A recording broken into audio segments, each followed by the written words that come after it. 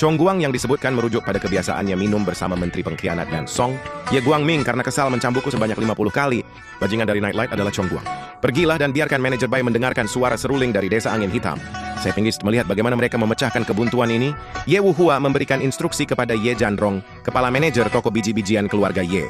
Setelah mendengar hal itu, dia segera mengikuti instruksi kepala keluarga Ye Wuhua. Dia segera berpura-pura terburu-buru. Dia berlari ke Baisheng dan memberitahunya tentang sumber daya benteng angin hitam. Ternyata She Baoqing dari benteng angin hitam.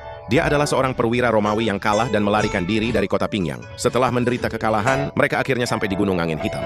Kemudian dengan mengandalkan kekuatan pribadinya, ia terlibat dengan para bandit, membantu tentara yang kalah menjadi penjahat. Mereka berspesialisasi dalam perampokan dan penjarahan. Angin Hitam seorang penduduk desa di luar kota Pingyang. Desa itu memiliki cukup banyak penduduk, ada 2 atau 300 orang. Meskipun tim saya mengirim lebih dari 20 penjaga pada 2 hari pertama, beberapa uang hanya beruntung.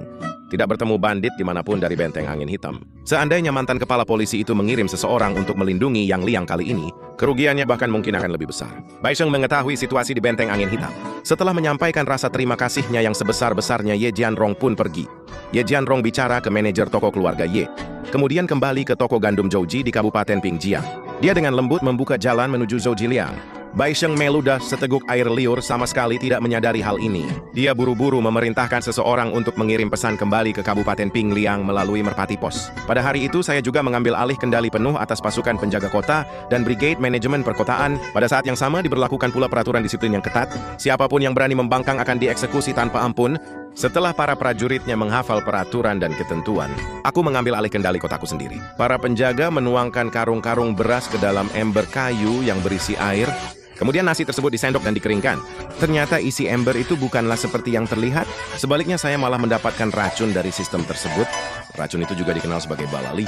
Awalnya cairan ini tidak berwarna dan tidak berbau, dan banyak pendahulunya.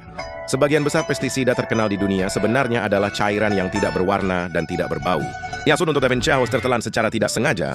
Oleh karena itu, selama produksi, zat pewarna pewangi dan emetik sering ditambahkan sebagai peringatan. Karena hal ini menyebabkan orang yang kurang informasi salah percaya bahwa semua pestisida berwarna dan berbau. Tentu saja warnanya juga tidak berubah dan baunya pun tidak menyengat. Ramuan herbal murni tanpa tambahan pewarna atau aroma yang mencolok.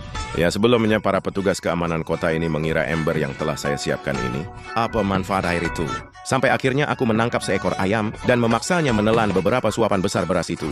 Ayam itu mati tidak lama kemudian. Orang-orang itu mulai mengetahui sedikitnya orang yang ada saat ini.